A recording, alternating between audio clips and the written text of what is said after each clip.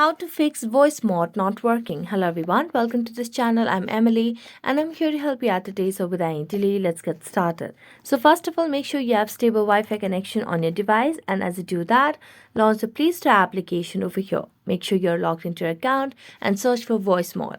So make sure you have stable and you have the updated version of the application. As you can see on the screen, there is no option of update, which means we have the latest version of the Voicemod application.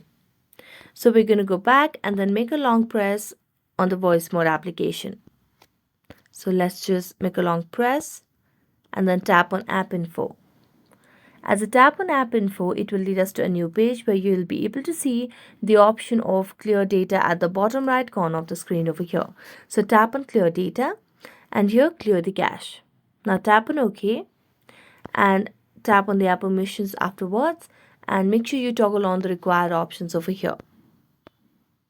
So just go to each and every option and give that access, and after that you can just relaunch the application and this might help you fix the issue.